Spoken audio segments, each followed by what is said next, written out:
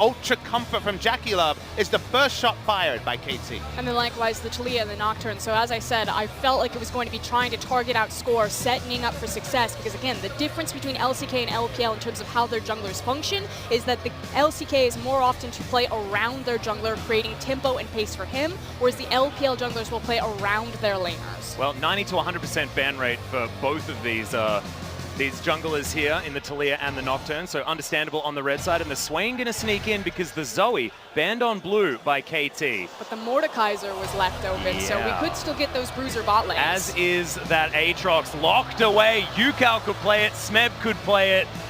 No idea, still gonna have all the flexibility, and IG not gonna be able to put it on the Shy once again. Seems like IG are willing to play and roll the dice on that one. Swain first pick was assured. With its flex pick status, that's banned. Aatrox is taken. IG already showing a lot of Gragas priority. Speaking to a lot of teams screaming on 8-13, feels like everyone is in agreement that of those smaller changes on paper, Gragas is the champion that's moved the furthest up the tier list with the changes to his W and his ability to trade more reliably. And this might actually be a contest on the Ezreal. So far, it's mind games, though. The reason why we saw the hover on the Alawi is, of course, a bit of mind games between the good friends of Smeb and the Shy. Yeah, and is that going to be Smeb's Aatrox, or could we even have an Alawi and an Aatrox in the same game? But no, it's going to be the pick away of the Varus, the most successful. 15 KDA for Deft so far over 2 games, and the Gragas, of course, locked away as well. We'll see what KT round out this first round with. And Invictus Gaming, because there's so many bruisers left open for Deft to grab into that bot lane, I like the fact that they're not prioritizing the Tahm Kench so heavily, and instead are going for Varus to try to deny taking a bruiser into that bot lane because he lanes so well into it. They want standard, traditional lanes. Speaking of standard, there's actually a bit of an oversight here by KT. In a lot of teams on this side, you think of Gen G, it's just a straight up Ezreal Tahm Kench. You see Varus, Tahm Kench, pretty happy pick into that. Yeah. The Ezreal safety. Instead, they go for the Sejuani power pick, considered one of the strongest junglers on patch 8.12, 8.13 in Korea, and the Shen, which will be a support pick. So we're going to see a different type of marksman here, or maybe not even a marksman from Deft. Marksman has been where he's performed the best, is what we'd like to see. We'll wait and check in later. It makes me feel like that Aatrox has kind of revealed their hand, though, that they might be going for the mid lane Aatrox, just because Sejuani has such great river priority and skirmish control there, and Aatrox is so potent and powerful in so many mid lane matchups. So you're saying there's a chance that Smeb sees the Shy and blind picks Rumble. That's what Papa's been dreaming of this whole tournament. Is Morgana going to be the final lock-in here for IG? They do not want to see the Mord, and KT, they want an exciting matchup on the top side. You called it there. IG sees no Ezreal Tahm Kench and like, uh-oh, what's going on in this bot lane? Ban away the Mordecai, so not bad, not bad. See what they round out their bans with. Now, taking a little bit of time to think, and the Ashe going to be taken away from Deft as well. The Ezreal standing out like the sorest thumb that we've ever seen, but so many other options as well. Swain banned, though. I mean, it will be an AD carry, most likely, from Deft. Just a bit of a smirk there from Deft. I mean, the only other option he would have is Vladimir. We saw how the Vladimir-Varus matchup went yesterday, so there's no way he's going to opt into it. And his Vladimir, his mage play hasn't been great, so no. I don't think he's going to be prioritizing that by any means. Window banned, again saying, hey, it's going to be Aatrox top lane. All right, bit of flexibility now with the Rise being picked up from most likely Rookie. He played it in his first game out for IG, and Deft now considering what KT want to do to round out this composition. Oh, Vel'Koz Here we go. Just insta-locked by Yukal, maybe, unless it's going to be something weird. Mata flashing the Annie. He knows that this Chinese crowd knows the Annie, but the Jace to be locked in, that is most likely going to be on the top side of the map, so where the heck is everything going? It's a good question here, Atlas. Is this going to be Deft's Jace? It could be Deft's Jace. Oh man, are we doing this again? Is he taking teleport? Please, What's happening? The only thing I can tell you concrete is that Vel'Koz in Korea is considered a counter to Morgana's support. So it could still be something involving bot lane. A bot lane Deft played Vel'Koz would be very interesting. And IG kind of look at this, aren't completely sure what's going on, and they stick with the Aurelia. Yeah, they're just going to pick up the Aurelia, round out this composition, and now I'm very interested to see where everything's going. Does make some sense. I think Deft's playing Vel'Koz. Yeah, I think that is the Deft on the Vel'Koz. I hope that he does that really, the really cool old dance on it as well. I mean, the nice thing is that you can somewhat compete with the poke that Varus is laying down, as well as keep out of range from the Morgana and contest some of that shove while also having kill pressure because of the Shen. So this is an evolution of what started as Taliyah Shen. as a pushing duo bot lane, and Mage plus Shed here we is go. when you see it. So it seems very They likely that we're going to see it. Sorry, I know you got excited. Once again, we need an excited counter. Someone has to put that and edit the VOD in and see how many times we say excited just in the single game. But Vel'Koz against Morgana, you pop the black shield so easily. You DPS down the Varus. Both of them walk up. You're able to hit the E. So this is very much trying to punish Varus Morgana in the 2v2. But what I'm so interested about is if it's an isolated 2v2 like that. Because if you look at this top side of the map for KT, the fact that you have the Jace, the fact that you have the Aatrox in the mid lane, we talked about how Aatrox in Sejuani, you have so much river control to immediately rotate into. I feel like KT want to put all of their resources and attention into that top side of their map and almost need to ignore the bottom side. The thing that I think they're doing actually is ignoring that bottom side, which could be dangerous for KT. It's been an incredibly high-performing lane for them with a marksman down there. Like Papa said earlier on, I mean, putting him with a mage isn't necessarily the way you utilize Deft and his skills necessarily. Not traditionally, but they still have something that marksman no marksman comps usually lack, which is that Vel'Koz is very strong in a siege with how much poke he has. Jason needs no introduction. They have other ways to play out the map, but they are skipping over some things to gain something. That's the reality of drafts, especially when flex picks are going to become such a big thing. Listen, very excited to see how this one goes. I think we got the update. There's a bit of a headset issue and a bit of peripherals being swapped. Going to be switching out a headset, so a couple of minutes before we can get onto the Rift. But it means we can discuss these interesting drafts, because it did mean on the side of IG that we flexed the Rise towards the top side of the map into the Jace. So maybe not one that the Jace can bully as much given the range that Rise has, but we haven't seen this matchup for quite some time. And that's why actually when we saw the Rise picked, I thought you could actually lane that against the Aatrox and just use the ranged auto attack, use the ranged harass. Cuvée, one of the big top lane Rise players. It's been nerfed, it's been changed, but it's still very viable if your job is control a top lane carry. Yeah, it's about where Rise's power has really shifted. It used to be a lot in the ultimate, his ability to play a 1-3-1 or a side lane, because his ability to escape from everything and just be a pressure point down there. Now more so it's about his ability to have the consistent CC to win a lot more of these matchups, and much more about his lane priority, which sounds weird considering his itemization power spikes. And I completely agree with you, because so many nerfs went into mid lane, wave clear, roam timings with the Realm Warp nerfs, that actually making him work in the mid lane's more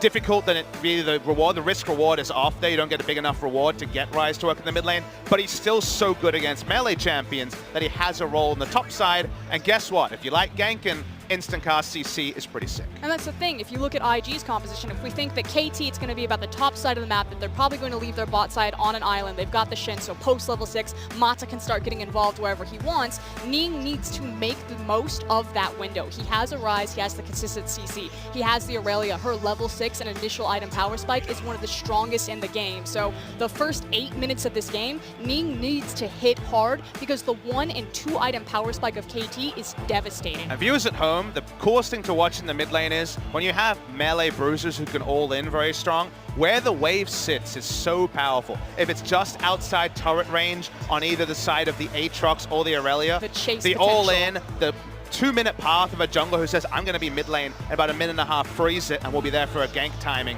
is always really fun to watch. There's all sorts of mind games, and it was Faker, in fact, in the telecom war, who really dunked Yukal with this mechanic on Yasuo and Aatrox mid lane, and then Yukal paid it forward in a future game. So I think there's been a lot of mid lane carry play in the LCK, and we're going to see more of it here. Yeah, and I want to talk about what Yukal can do with this Aatrox as well. It is the rework. We saw him dominate with the old Aatrox in that mid lane, but now going up against Rookie's Aurelia as this brand new pick, can Yukal actually have the level of mechanics and proficiency on a brand new champion in the mid lane up against Rookie?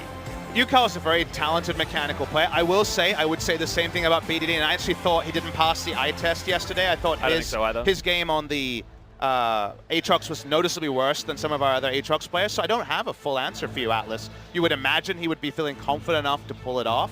I'm wondering how much the disarm comes into impact, just because Q is that spell cast. He moved away. Old Aatrox would have hated being disarmed. New Aatrox, a little bit less removed from that Aurelia ultimate. I mean, the thing that's really interesting is just the newness of both of these champions. We haven't seen Rookie prioritize Aurelia a lot in the LPL, and I feel like the difference between your amazing Aurelia players and you know, just using her because she is slightly broken at some points in the meta is just night and day. So does UCal understand Aatrox? Does Rookie understand new Aatrox? Is Rookie a god tier Aurelia player? Is he just an average one? Because we see these two, you know, maybe ascending gods in the mid lane, or a prodigy like UCal starting to work his way up the ladder versus the strongest laner in the LPL. But this matchup, if they don't understand these champions as well as some of their other peers, could just go completely sideways no matter how it should play out. And it definitely was a decision from Rookie as well. He wanted to play the Aurelia into the Aatrox. And of course, it does make sense. You want to try and get in there and get out of there as well and just fight in the right windows against the Aatrox. That, in my mind, makes some sense.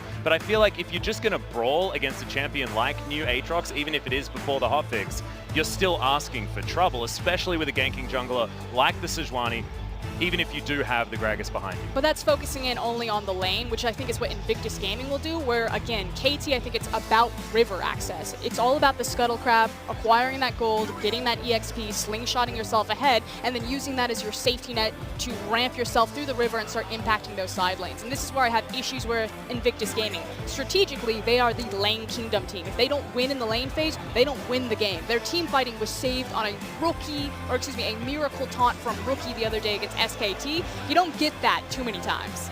IG for the win, says the sign in the crowd. Still looking through the players, got another update that it's just the peripherals still be swapping out. We shouldn't blow all that good material, guys. We've got to save some of the good stuff, some of the good stuff. We've got some good matchups coming up. I think we've got a lot of material available. I'm just saying, you and I have had plenty of pause practice, so sometimes do we want to bring Frosker into Is this the LCK podcast? Oh, are we having another on-the-road special episode of Papa's Mad Live? It's Papa's Mad Live, guest star Frosker. Wow. I'm sorry, the buttress of the LPL. Thank you. Ooh, but you almost got in trouble there. I have to kind of drama weave it on the podcast already, Papa. It's true. The tension between the co-hosts. Well, that's always there. We can't really be talking about the peripherals, though, too much, even that's if true. that is the problem. And we got some sick sponsors for this tournament. Hey, that's true. Mercedes. We can talk about Mercedes all we want. That's wow, are you guys brilliant. getting paid for this? No, not for the unfortunately, sponsor but shout-out, we're really no. good at advertising, so we really got to look into it. We gave a lot of freebies. Raid Call really loved Yeah, Raycall really loved. Discord as well has really gotten a lot. But Skype is not actually Skype's so fallen happy. out. We stopped with that one. We don't want to advocate for a product that we don't use anymore, really. We just advocate for our regions. Korea, Exactly. China, so many world championships here. In fact, basically all of them. There's this psychological thing where if you don't talk, the other person feels the need to fill the air, and then just stuff starts coming out of their face. Really? I feel that almost said 6 it days again. a week, baby. And I feel like I'm just experiencing this. I just make eye contact. I'm like, where are they going to go? They're going to go to Skype? Okay, No one okay, we're going to ever Skype. knows.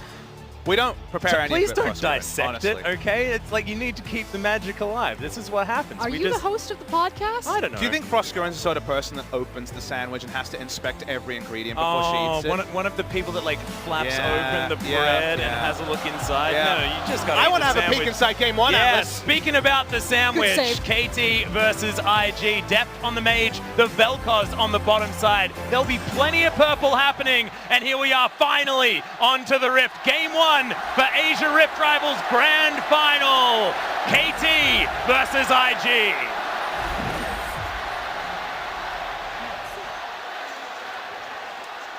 Oh, finally, guys. We're here. We made it. Marta and Baolan facing off, as well as the two junglers. And just to recap again, if you look at KT's composition, they've got the Vel'Koz and the Shin. That's probably going to be the immediate thing that sparks to viewers. Papa Smithy already talking about how it is an answer towards that Morgana, able to break the Black Shield. So we expect this 2v2 to be isolated, and it should be about the top side of the map. That is some good dancing mechanics I from know, Def knows how to play Vel'Koz. He is our best only macro the Ghost with Mordekaiser. That's Don't move the true. Mordekaiser player. So makes sense. And Depth has in fact shown us some innovation. Will his cleanse bot lane Vel'Koz be better than his international favorite, the TP Jace? I hope so, Papa Smithy, but to be honest, that is not a huge ask, because that teleport Jace from years past was awful. Controversial opinion, wasn't his fault. I mean, he did teleport in the middle of a That fight. teleport was definitely his fault, but losing the game wasn't his fault. Well, I mean, it was a team effort. When it comes to teams that Depth has been on in the past, losing the game has certainly been something that everyone did, but Rookie taking a poor trade against UCal, but having the Darkened Blade as your level 1 skill feels pretty damn good as an Aatrox. UCal hasn't gone for the Smite. We did see Smite come out from Maple yesterday. Didn't really feel like he got a maximum impact out of it, so kill pressure. makes more sense to electrocute this time, so not comment on the Aatrox like previous Aatrox players. And I will say this just because we're peeking at the bottom lane right now. JackeyLove and Baolan do not have the greatest track record against support Shins. JackeyLove has this tendency to check with his face. He really likes to be in melee range. Glad he's up against Def. Exactly, at all possible moments. So just keep your eyes on Mata because JackeyLove has fallen for this trick very, very recently in the LPL where he insta-died level 2. And the CC duration from the Shen taunt as early as level 2 means any of these burst allies, Talia is the one we see the most often, but we're seeing the Vel'Koz here, you just guarantee something like a seismic shove, or in this case the unraveled earth. The amount of burst you put out on any of these mage Shen lanes have been very impressive, and then down comes the W from the Shen, and suddenly you're taking a 400, 500 damage trade that only goes one way. So it's been very, very powerful. This is obviously a different look at it. Speaking of different looks. Yeah, Shy's going to have a look at score here as he turns up. And Powered Shock Blast not going to land, but Shy on the wrong side. Arctic Assault doesn't actually land the CC, and he's got some good movements to get out of here, but is it going to be enough? I don't think so. Permafrost slowed him down. The flash from Score, and he's going to be able to grab first blood for the LCK. Happy birthday, Score, baby. Picks up the first blood. 26 years young. He may be an old man, but he got the flash off. Hey, he's younger than us, Bob Smith. That's true. And I also love the ingenious maneuver that it was Score that burned the flash. So retaining that flash on Jace, obviously not giving the kill over to him, but this is a very easy repeat gank now. And I love that you mentioned that because when I Speaking saw of the which, Shy walking down, yes, okay. This is definitely a preview, but the Shy was trying to bait a double flash over the wall, couldn't get it, only got one. Here is the one, as the Piggy loves himself some top lane. Yep. The worst possible feeling as a top laner ever is this level of camp, but good of the Shy to avoid it, as there's the reset. Yukal now trying to fight back against Rookie. Good use of the W to avoid a bunch of that damage, but the trade's still pretty even. And as you were saying, a homecoming story for Rookie, obviously formerly of the KT Arrows 2014, him and Kakao, that beautiful Nocturne Orianna ultimate that went down in history, and now he looks across from KT so many years later. And of course, Score was not on that lineup, which is why he is still looking for that trophy 6.5 years as a pro player. That was Arrow in the bot lane. Yeah, very sad. Flash? It's going to be the Gragas' turn to try and find that flash, but he made his way in very, very late. He doesn't even land the barrel. Ning tried to get a free flash out of the Jace by just body slamming and threatening that he would flash halfway through. The cask doesn't work like that anymore, but of course the body slam does. That's the mind game you have to play around. But because Smeb was already so close to the wall, that he felt very, very confident. And we talked about how it was going to be all about the top side. So far, we've had 3 ganks up into top side, and frankly, KT have just played it so much better. Again, retaining the flash on Smeb, so he still has a lot of that kill threat, constantly forcing the Shy to make facts that he doesn't want to. He's in between items, forced to go back and not get the tier, but the Sapphire Crystal and the boots. But because of the 10, Varus has been able to push up. Vel'Koz under turret doesn't have 3 levels in his W yet, so he's not going to be able to just clear the waves and push away. And he doesn't have his jungler, and the enemy knows that his jungler isn't there. So that means he's trying to last hit under turret. He's been in awkward spots. No lost chapter buy, so it seems like he's actually going to be forced into Archangels, whatever he would have wanted originally, just for a decent first purchase. Yeah, got that tier coming in for Deft as he moves back up the lane. JackeyLove will see what he can actually afford here with this huge CS lead that he has picked up for himself. And now, is it the opportunity for JackeyLove to really prove himself on a stage this big? Does have the Vamp Scepter, so going the way of the Blade of the Ruined King for item number 1. And I kind of follow your logic, Atlas, and okay, set up the Varus to succeed. And if you're KT, you say, if there's one person who's going to have a lot of gold and we're not going to be as concerned, it's JackeyLove because previously he's misfired. Well, speaking of firing, Ning looking for the gank once again. Score, he's spending some time on the bottom side of the map at the wave. Good position here for KT. And just such a good map read from Smeb. Obviously, you can see with his positioning, the way that he's postured in the lane. He knows that something's up, but here we go. You can't know for sure, though. You have to take calculated risks. Yeah, Shy's going to move over. Lots of damage under the rise, though, is Smeb. He's going low. Ning now body blocking the flash. Does come out. One more Q will do it, but it's not enough, and Smeb just walks away. And just so ridiculously well played from Smeb right there. Again, absorbing so much pressure. He finally burns the flash, so we'll see if Ning's able to capitalize it on again.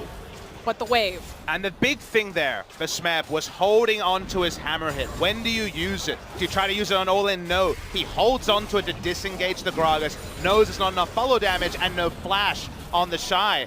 Difficult thing to play. Usyk can't do it now. We see Smeb do it. We got 3 of the best Jace players here today, and that was a treat. Yep, going to be Smeb that's locking down the Jace this time. We'll see whether the Shy has an opportunity if we make it to a Game 5 and they put IG in, but the last time potentially here, IG will play. Jackulov looking for some cues, but Deft has a bit of ability to lock down this lane as good Black Shield denies a lot of that engage. Good Wow, step Spirit's forward. Refuge really working here for KT to avoid a lot of that damage. And this is what we didn't want, an isolated bot lane, but Ning, round 2, Yeah. doesn't even have the Shy. Exactly, the Shy isn't here, does have the Realm Walk available, but the explosive cast comes out. That's one more auto, and Ning just gonna flash for it. 1-to-1. Top laners, both being the ones to suffer. And Smeb would never expect that gank timing, but it's perfect coming through from IG's jungler. Plays the lane smart, it's only him, there's no way to assist him, but gets the kill, hits all the skills. They do draw out a flash, that'll be the small sliver there for KT Rolster, and Smeb doesn't have a good back on his bot lane. Big flash in here as Deft has the disintegration ray. They just get rid of the Morgana, and Jackulov wants Marta, flashes forward, the stopwatch for the bait, and Jackulov's now in trouble. Marta eventually gets taken down, and Deft can't find the cues, the geometry a little bit off, and it's 1-to-1 on the bottom side. The 1-for-1 trade, and Jackulov finally learns a little bit of his lesson, steps forward, but Baolan and Jackulov again caught off guard from the Shen. This time around though, no flash, no ignite, so less of a threat of just a straight 2v2 kill, but Mata will have access to the Stand United soon, so this top side of the map again could become much more volatile in the next 2 to 3 minutes. Definitely feels that the pendulum has swung pretty heavily top side. In the bot lane though, counterpoint, Deft used nothing apart from his ultimate in that play. He has flash and cleanse available, whereas Jackulov's cleanse the only summoner remaining for Invictus game. And I feel like what we're going to see is just the map start to tilt. Like you're saying, top side now Speaking of the word completely tilt, belongs yeah. to KT. There is but Ning's in a really good spot dive here. potential. He Yeah, doesn't Ning's have going to cast. turn up. Good flash, get out of the ultimate. As now Ning's in trouble. Yukao comes in, dancing around underneath this turret. They're looking for 2 as the Shen turned up with the Stand United. Mata sacrifices himself, but they'll get a turret, and they got 2 kills. And a huge difference there is Ning didn't have access to the ultimate, so was really unable to help reset that potential. Again, there was the Stand United. KT have complete control. Invictus Gaming need to make the response. It's all about the bottom side of the map. And even if you imagine the flash being available on Gragas, a couple of extra turret shots to get the kill, the frustration, potentially more kills. Rookie looking to bounce over, but Deft can read the map and understand that walking out to this turret's probably a bad idea. And the real unfortunate thing is that while IG have control over bot side, it's just a Cloud Dragon. It's not something like a Mountain or an Infernal, comparatively to top tower as well as the Rift Herald. And again, that snowball power spike from a Jace. 1 item, 2 items. I feel like KT, they're just starting to ramp, and they're ramping in exactly the right areas. And Jace will be facing an opponent that really won't buy items to answer him. The items we see from Ryze, you can go a bit more situational. We do see maybe tier into avoiding the Rod of Ages, picking up something like a Merlinomicon, or in this game, a Zonia's, and then finishing the Seraphs very quickly.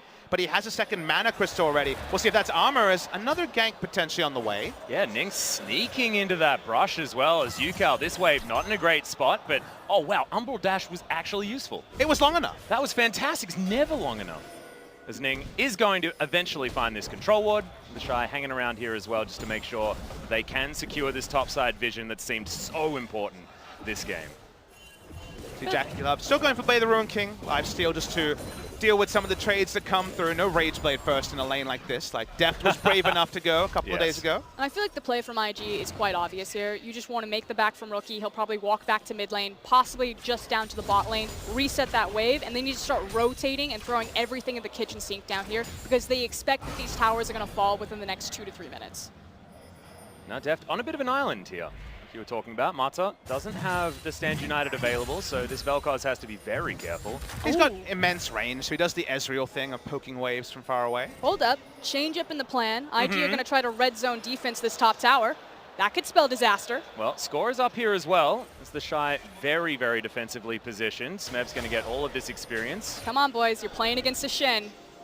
It's real scary. Doesn't have the Stand United available just yet, though. Lucidity Boots there is going to help Mata out, but there's still a few seconds. If I don't move, it that doesn't goes see me, down. right? Yeah, exactly. It's like a T-Rex. He's still a there. T-Rex.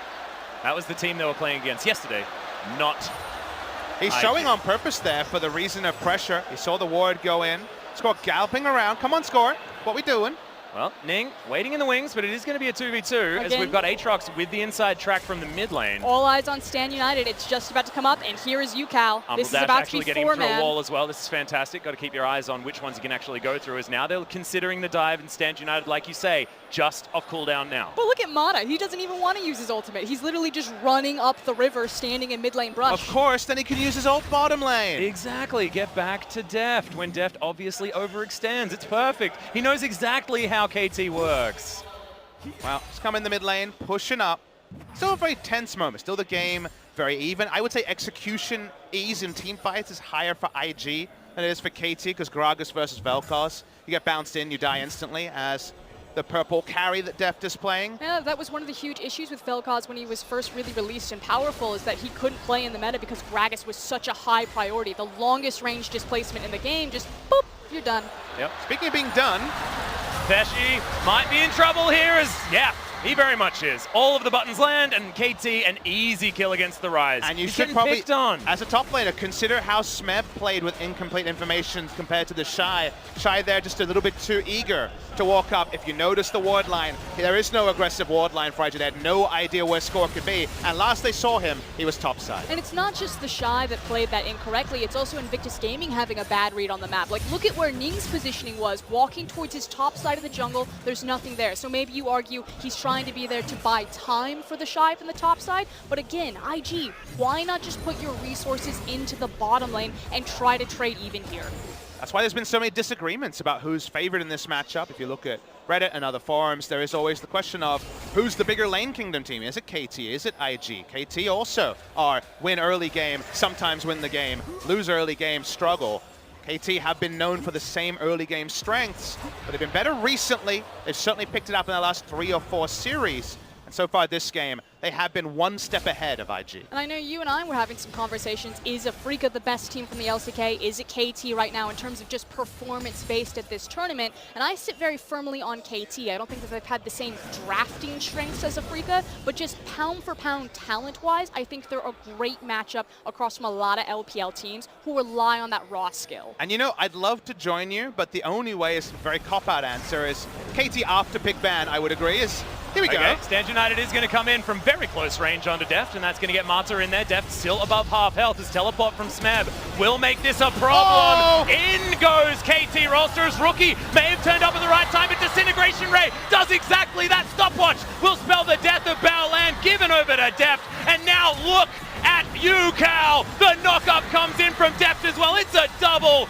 and the Aatrox was popping off. Shen has been monster picked this tournament, and Mata has been the unsung hero. His Tom Kench play, this time his engage play. The taunt flash catches them unawares, unaware of the Varus as well. No ability to get onto the Vel'Koz. He free ults, and then there is the Aatrox. It's a cleanup for KT. And the only response that Invictus Gaming managed to squeeze out is 3 waves on the Shy on the top side, and it's a Rise. He's not going to get a lot of damage on this tower. There's virtually nothing that Invictus Gaming will get back, and they are falling so far behind right as KT are about to hit their power spike, sitting in a very comfortable pocket. It's so strange, but Shen's initiation is what they desperately need. He uses the ult just to stop Deft being burst. That part we understand. But because he engages, there's effectively a zone here where Deft can ult and there will be no further threat on him in the fight. This is Vel'Koz walking in, getting massive damage. Aatrox gets into the back line, no threat on anyone, and all because Mata does everything he needs to do. Yeah, Rookie was basically soloed out by UCal, pressed all of his buttons on him, but in the chaos, that is exactly how it's going to work out. Now UCal back down towards the bottom side. Just going to be farming things out. He's got a BF sword and full Merc treads after that first buy. Damn, this Aatrox is starting to get huge. And now the hunt is on for KT. You can see the immediate confidence. They're walking forward into Invictus Gaming's jungle. IG just have to play defense here, sweep out all the wards behind them, but they're playing with fire. Again, KT, they're starting to come online exactly where their champions want to be. Papa Smithy talked about that. Yes, they don't have an ADC, but with Vel'Koz and Jace, they still have all of the poke and the long range that they need to siege up towers. What I want to see from IG is some better vision control. This whole game, the map has basically been dark. And that's not when they're ahead and have implied vision. They've been behind or at best even So just setting up for vision here and poking around. It seems almost formulaic that KT will take their third turret in the mid lane. And that's constantly been a problem for Invictus Gaming as of late. And you have to go and point at Ning and Baolan. Obviously, the jungler and support, their responsibility is primarily the vision. And with Baolan on a pick like Morgana, he's just been slave to JackeyLove because of the matchup and hasn't gotten to make the same roam pressure that Mata has. If you go back and watch the early take, Mata is up and down this river, completely controlling and isolating this 2v2 with a wealth of wards. And that's why, I guess my only criticism of Ning, who I originally was very impressed on some of his mechanical plays when he debuted, was so strong. He can be very strong there. Is the term win more is kind of harsh, but if his lane is winning, I think he always contributes so much, but if his lane is losing, he really starts to move away. So I think if you take the temperature of how the lane is going, you know how Ning is going to play in the game, and that's, with a team like IG, usually a good thing, but in the games where you need someone to clutch from behind, Score, for example, has been able to just win games off his own back. I haven't seen that from Ning. And the reality is that Invictus Gaming fans should look at someone like KT and say, once we will reach this. Like, this is a once upon a time, hopefully we can get to this level, because KT just seemed like the more experienced IG. Lane Kingdom, superstar talent, so impressive, but they have the experience and the macro read over the map that put them a cut above. I'm going to call you back in a couple of weeks. We'll have this chat again off air and we'll see if you agree. They're just as disappointing from 40-11 to 4th place in the LPL. Yeah. This was supposed to be our MSI champion. I was going to say, it seems like they're cosplay. A brilliant KT. This is exactly what you want from the real KT. In fact, KT not doing it very well this game because they're playing extraordinarily well. Chinese knockoffs. Oh, no copyright issues here, though. We're totally fine. Score going to lock down the Rift Herald very easily. Shelly just bounds over to KT, hops into his back pocket. Dark Binding going to go just wide from Baolan. As that's just Disintegration Rate thrown out from Deft. No cast going to be invested to try and cancel that one out as Rookie takes the tower on the bottom side of the map for the first of IG. Mata has to dash his way out after the ult comes in from Ning. I bet that was an interruption on the Rift Herald. Oh. Yes, it was a little bit off there in terms of the camera, but they interrupted the Rift Herald charge. I thought it was Score that picked it up, so good pickup, Papa. Thank you. Papa bless. Good cooldown trade.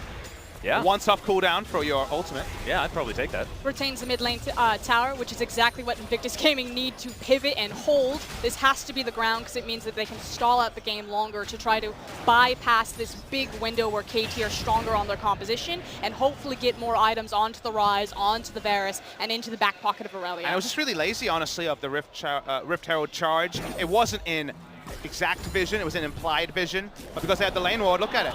It was underscore, but he was out of the way. And they got Mata under the turret for free. It was lazy in a couple of ways. Too far up the lane, but also the turret was almost dead anyway, so you'd rather use it for a higher value charge. Yeah. I guess they wanted to get a second charge on the inner turret, but they buy a minute and a half and a lot of turret health just from pretty lazy execution by KT. The only real mistake KT made in the first 20 minutes of the game. Yeah, well, it is ticking over to that 20-minute mark, and as we check in, it's about 5,000 gold the lead for KT Rolster. We got a Gargoyle Stoneplate rushed from Score in the jungle. The Guardian Angel just completed here for UCal as Smeb heading towards that 30% CDR with the Black Cleaver about to be completed. And sometimes items tell you a story. We don't even need to interview the coach to understand what they want to do. It's win now. It's dive turrets. It's push open the base, get an inhibitor and a Baron. 20 to 28 minutes with a comp like this. We know about Jace comps. From ahead, this comp is so strong. There's snowball items as well because they're up 4,000 gold. KT understand it's all about the execution now. Don't let Invictus Gaming get 3 to 4 items on their carries. Yeah, don't give Rookie the opportunity to out-team fight them around a Baron pit like SKT fell into. And the mentality from the LPL in terms of a read on this meta is that while you have less team fights, the few that you have are far more important just because of the snowball aspect of the game. You essentially used to have, 4 to 5, possibly 6 big team fights that would decide something. Now it's decided possibly in 1, maybe 2 if you're close in gold. So like Papa's saying, you see those defensive items come out and KT know, we just have to win this next team fight, transfer into a Baron, and everything closes. It's always been the secret of League of Legends. Buy defense when you're ahead. And speaking of being ahead. Yeah, JackeyLove. Oh, that Black Shield was amazing from Baolan. Saves JackeyLove's life. The Disintegration Ray is flying forward, takes so much damage. Now will be zoned out of the way of the turret, but KT don't get as much as they want. JackeyLove will take a long time to get back to the structure. Remember, no charge from the Rift Herald because it was cancelled. But taking this structure is going to take a while. Yeah, Finding comes down yet again, but Deft is now starting to really do damage. Seraphs has come in for the Vel'Koz. Now there's a bit of a battle top. There's an opportunity though that as JackeyLove comes back in, although maybe Ning just tossed it away, that Invictus Gaming were looking to reverse the tempo and try to engage on KT. But again, the experience of this legendary roster, they immediately back up. And KT now have a big objective. It's not a turret, it's get rid of all the summoners on JackeyLove, just like the reverse is true Force for the team IG. fight. When it comes to JackeyLove or Deft, they do so much damage when they have their summoners. They do very little when they do not. Now Baron plays, Teamfight plays, even structure sieging is so much more reliable from KT when those first round of cooldowns come up again. Yeah, and you can see that represented with how Deft just played. Took a free turret shot just because he knew he has the ability and the flexibility to throw out all of his skills against JackeyLove. Bit of a fight here topside as Ning. It's going to make his way in. Yukao does have GA.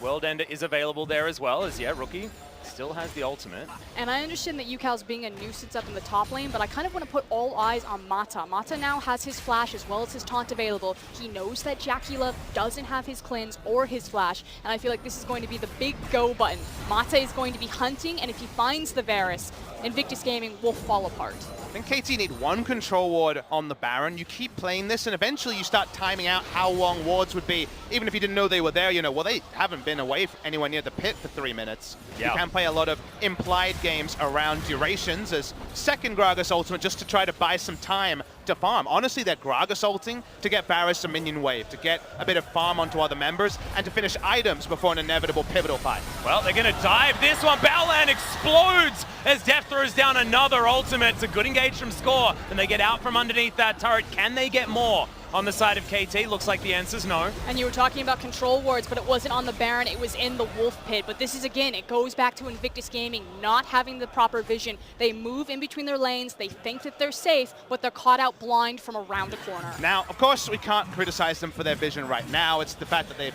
had so little for so long.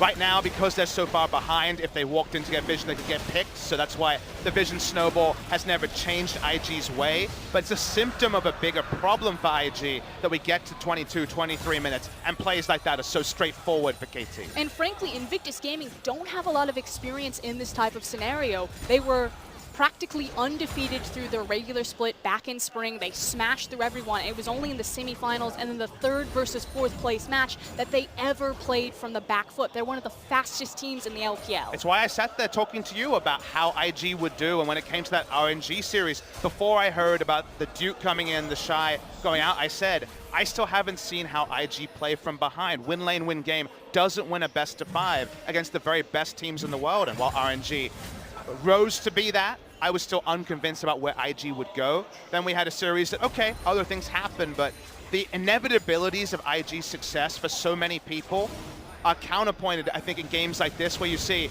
there's certainly a lot of teams around the world in a best of 5, and IG 3-0 sounds unlikely. I mean, the most obvious answer is if you go back to MSI and say, Royal Never Give Up were able to play from behind in X number of games. Royal Never Give Up were able to rely on their AD carry, pulling out in the clutch to find those miracle team fights. Those are two of the biggest weaknesses for Invictus Gaming. The fact that JackeyLove cracked under pressure and they have never been able to play from behind. Now, weakness of KT is closing games when they've been ahead and haven't advanced their position in a while. We still have to inspect that for KT, seeing Score walk up. Yep, Finding's going to go wide, and Baolan has to use the Black Shield on himself. If this is a team fight, that's going to be on cooldown. There's Score pretty tanky at the moment, just point-blank ultimate right onto the Gragas as we're going to get the pullback onto that guy, but the jump into the backline from Rookie. It's a good stopwatch from Score, but maybe he's in the wrong place. A great point for the ultimate from Deft, but it's just disengage, and KT will leave the fight. Of course, and with incomplete information and with the base check there, they didn't get much value out of Score, and they actually are well held. This is a big defense for IG, as it has to be basically a full reset for KT. And you can see that KT may be getting a little bit desperate. Definitely. They understand that the siege wasn't working for them. They're starting to move towards the Baron louder, pit. Frusker, and the fans are getting excited. And Dalian understands that Invictus Gaming were able to hold, but for how much longer? They need to get another 2 to 3 fights like that before they can feel confident stepping to.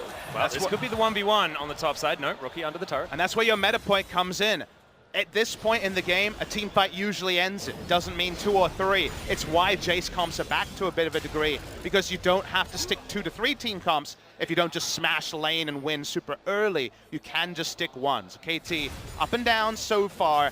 They haven't really had any Baron starts. Now, they don't have a lot of tankiness. Score has to disengage off the map, and it scores away for 30 seconds. You're pretty sure they're on Baron. And the issue that KT have, if they want to try to secure the Baron or sneak it, is that they have a lot of burst potential, but if Score's CC doesn't hit, they don't have a lot of pick potential in a sense. They are great at sieging structures, at this long-range poke, at playing the elongated team fight. But if Invictus Gaming have someone like Ning, someone like the Shy, who feel confident enough that they can step forward and try to suss out what's happening behind KT's vision, KT's comp doesn't have a lot of options to punish them as effectively. And if we rewind the last 6-7 minutes of Gragas ultimates onto minions, Varus almost dying but getting back to mid, that mid lane in a turret never went down. Items that didn't exist are now decent 2-item power spikes. They're behind Caulfield's Warhammers and little other items, but they do start to have their core. Well, seeing another attempt to dive, but great counter roam by Baolan. Yeah, there's going to be the Black Shield there for the Shy, so he's going to be absolutely fine. Okay, Score, you're not necessarily looking like you are as the stun comes down onto Smeb. In goes Marta once again, but Def right off to the side. It's good positioning with Yukao backing him up, but the ultimate comes out from Rookie. Still looking for more flashes after Marta. Gets the stun, gets the reset, and takes down the Shen. Meanwhile, in the backline, KT looking for more. The World Ender here from Yukao will be able to keep him alive when he does finally fall, but does he have anywhere to go? And the answer is yes, over the wall with the flash and the little dash. But now the Shy brings himself in. 1 versus 4 though as the GA finally popped, and Smeb is starting to pop up in the fight. Rookie still looking for more. Can he be the hero? Can he find another one? They're looking for it as Jackie Love barely living in this fight, and he will get taken down. Rookie just wants reset after reset. He'll get 1, he'll get 2. Can he get the 3rd? And Invictus Gaming, they're gonna do it. They find the miracle fight once again. And the KT arrows live on in Rookie there, but it's under Invictus Gaming's jersey. He saves the day, burns the GA, and that's the team fight IG needed to step back in the game. And it's the sort of team fight that Rookie was waiting for. He knew items needed to come in, the time needed to be right, but that is what you pick Aurelia for. Reset on dash, getting in there for consistent damage. KT can't keep the space you want with a Jace and a Vel'Koz comp, and IG finally get their true foothold in the game. It's not going to mean Baron though this time around. It's not the kind of snowballed fight around a Baron pit that could just end the game, and it's still a gold lead for KT. Let's see this fight one more time. This is so much all Rookie. Just look at how far deep he goes while the rest of his team are separated from him, but he keeps pushing forward. Rookie is the captain, Rookie is the shot caller, Rookie is forcing Invictus Gaming back into this. But KT have so many chances to fully disengage. They think, all right, what about Shen coming back in? But that's so far down the line. They could have given up 2 for 0, but they keep getting baited into re-engaging, and that's just the KT way. They know they're ahead, so they say, we have to salvage this, we're ahead, we're the comp that needs to win now. But you have better opportunities than this. Look at the vision here. They actually don't have vision in a lot of brush. They get juked out of damage multiple times. This is the sort of fight for KT. Someone needs to put their hand up and say, there has to be a better time. Yeah, they have to have a huge shout out to Baolan as well. Always on it with the Black Shields at exactly the right times, on top of Rookie, on top of Jackie Love, making sure that they survive. You can see the team fight damage is there from the Vel'Koz, but good God, the Aurelia really took that one into his own hands, did Rookie. Well, about the next moment here, it's a much smaller gold lead, 7,000 now, all the way down to about 3.5.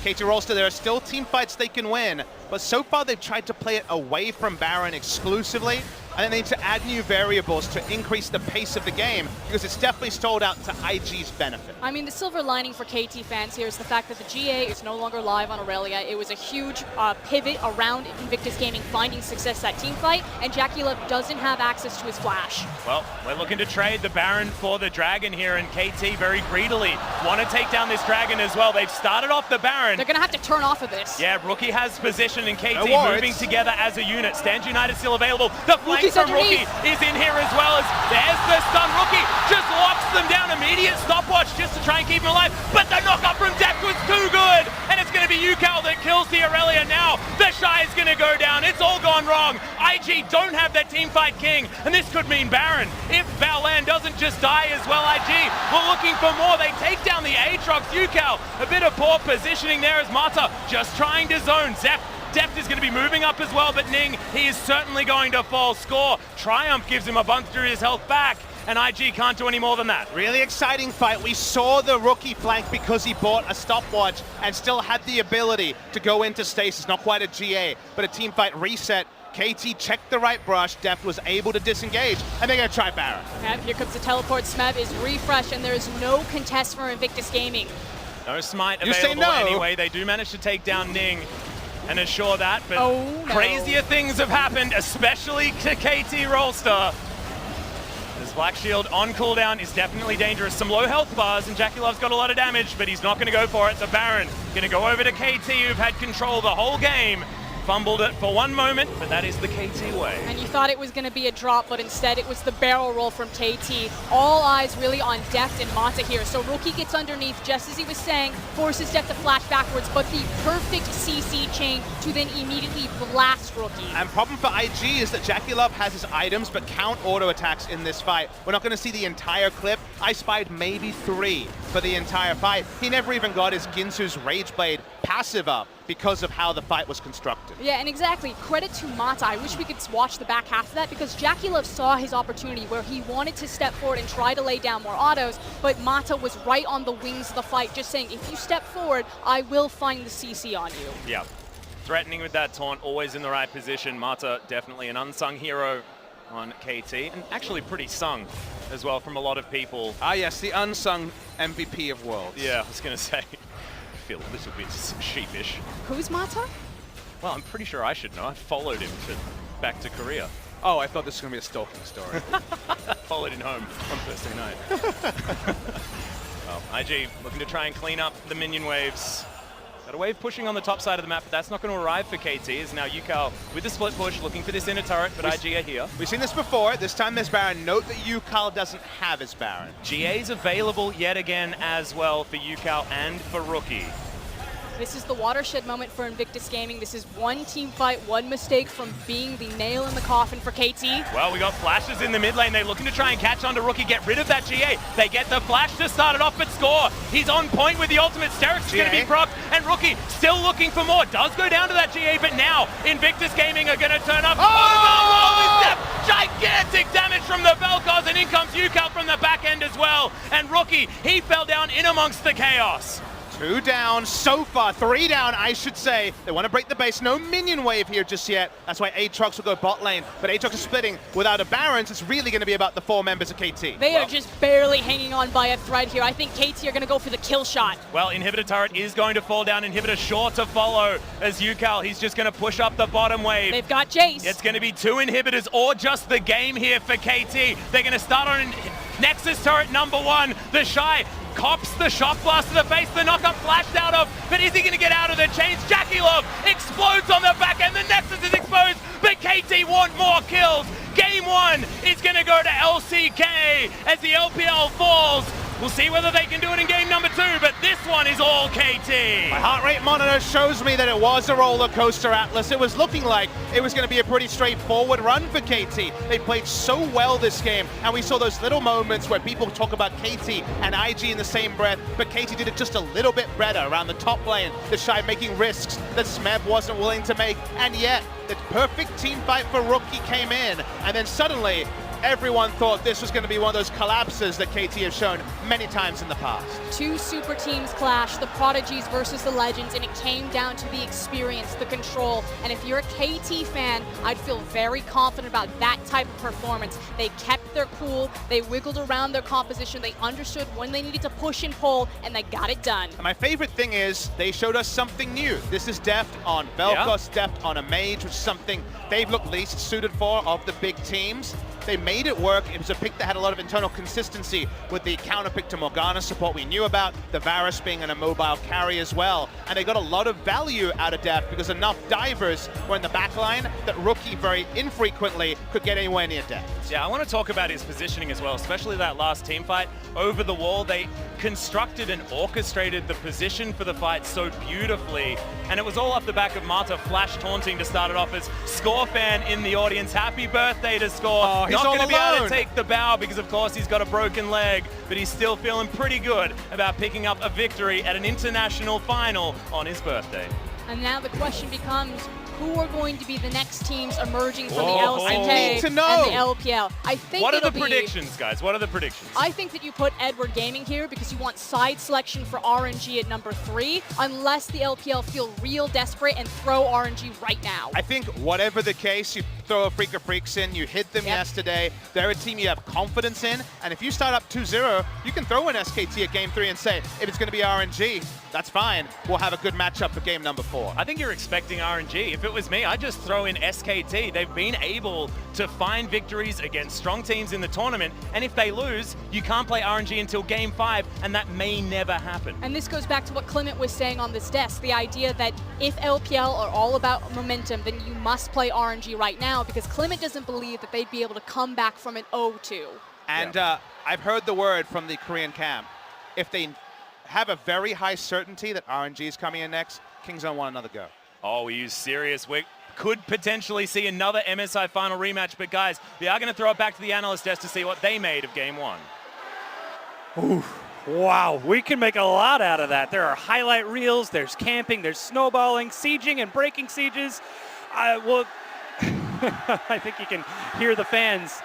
I think we know which team is coming up next, because you can hear the chants right now. It's going RNG, RNG, baby. Spoiler alert. These people are mad. I'm mad at every single one of these people. Yeah, but again, we have to actually break down what happened in this game, because it wasn't just a one-sided affair. We actually did get to see a very close matchup between these two super teams. Let's go ahead and bring up the draft and take a look at how this shaped out, because KT, they opened strong. They took that Aatrox first and put IG on the back foot. And that's the thing. You're talking about the Aatrox. That's fantastic to see that the top side of the map is going to be some, or at least went towards UCal, that laning phase, you don't have to worry about it. The one that's really surprising to me is the Vel'Koz Shen in the bottom side of the map. We've seen a lot of iterations of kill lanes with Shen, but this one's real fun because they were able to see the Morgana. Yeah, for me, though, it's still about breaking Invictus Gaming's lane kingdom, because even though KT was playing on blue side, they actually got to select both of their matchups for their solo lanes. The Aatrox went mid, and the Jace was the counter pick against the top lane. So right off the bat, Invictus Gaming lost their biggest strength from those red side counter picks. The power of flex. I mean, we talk about the LCK top teams really embracing it. Of course, the LPL teams haven't quite been so successful at that. That being said, though, we still got to see KT get to run their game in the top lane. It is Score's birthday, and he celebrated it by finding first blood. Top side again and again. Oh, yeah. I'd say the first 14 minutes of the game were superb from him. That he recognized that Ryze is a very fragile top side of the map. That even with the Ryze Galio, I would say, set up for a gank, they don't have the damage to follow it up in a 2v1, let alone a 2v2. So he just went top side again and again and put the Ryze behind and made it so hard for him to impact the bottom side of the map. Yeah, exactly. That's the big point. The Ryze was never able to siege break, because if you look at KT's composition, they're so good when they're set up. IG do have the tools to break it with the explosive cast and the Aurelia going in, but the Ryze was usually late to follow up, and that was the big threat throughout the entire mid game. And when we did get to see that game actually explode open, it was in a fight in that bottom lane, where it was in fact IG who were trying to take the fight against KT, but Smeb got there first. That's the problem, because the first 14 minutes was concocted by this topside matchup. Jace comes in on a TP, Ryze is not going to follow, he's topside freezing, doesn't have the TP himself. So ultimately all of this was KT just snowballing in because they knew that they had the numbers. I just love that flash trade right there. Mata getting the better side of that, getting to Jackie Love and the back line. Rookie actually didn't do anything this fight. He was cut off by UCal, and another great teamfight performance. And that's the strength of that Aatrox, not just in team fights, but if you find someone out of position, if you find a small skirmish, he seems to fit in so many different situations. Of course, from there we saw KT just run the KT game. They controlled the vision. They controlled every single lane. IG put up a valiant defense, but what can you do when every time you step into a brush, it's a Vel'Koz, it's a Sejuani? And that's what the casters were constantly hitting on, was that both of these teams were really focused on early game. The fact that KT were able to get it, the major question is how are they able to hold their control wards when they actually got the vision that they had for themselves, and they were able to do that consistently. They had the pick potential and they were able to use it. Morgana was very useful, was able to hold them into the game for a little bit longer, but it kept happening and it made it very difficult for IG to hold firm. I actually felt like IG did a very good job in holding that middle game. The disruption on the Herald and keeping the gold close. That was nice. They were never Yeah. behind over 20 CS in any of their lanes. That was a big moment for them. That was only an objective gold, and KT only needed one disappointment, one familiar KT face, and we were going to go back all the way in. I mean, they almost showed it when we saw the fight bottom lane. Invictus Gaming with the turnaround after being behind for so long, just out-mechanicsing the likes of KT. You say disappointment, maybe the chat will say that. I say amazing. This was superb from the likes of Rookie, because he isolated and he saw the Aatrox.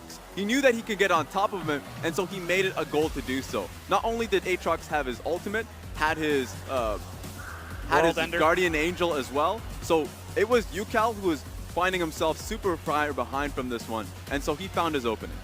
Yeah, definitely using the Triumph proc so well in the later stages of the team fight. And look at the Shy going in. The Flash actually dodges a ton of skill shots and gives them an opening to go in without the CC to really hold down Aurelia.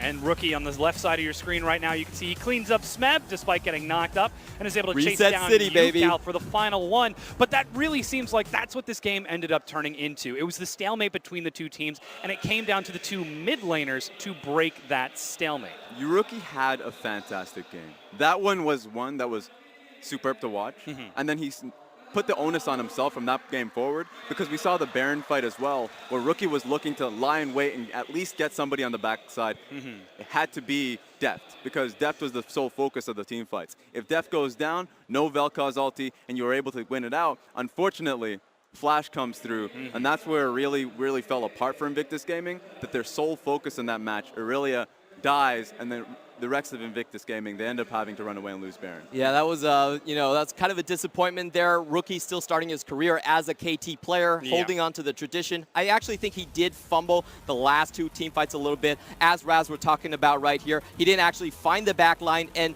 basically died straight out of the stopwatch. After this, there was just no hope for Invictus Gaming. And you can see the difficulty of the composition that Invictus Gaming has here, because I know that Papa Smithy made a mention of it, but how is Varus going to walk up in a lot of that? When Aurelia jumps in, sure, if he goes up for an auto attack range, then immediately they can blow him up. Varus is still available, alive, only blew out Flash, and can just really burst them out, regardless of the Morgana shield that comes through. So it was a tough one from Invictus Gaming. They're trying to play from behind. Yeah, a bit of a tragedy for IG to drop that game number one. That does put LCK in the lead, and we did just hear what those next two teams are. And coming up in game two, we've got SKT taking on the MSI champions of Royal Never Give Up. Go ahead and stew on that for a few minutes while we get ready for that next matchup.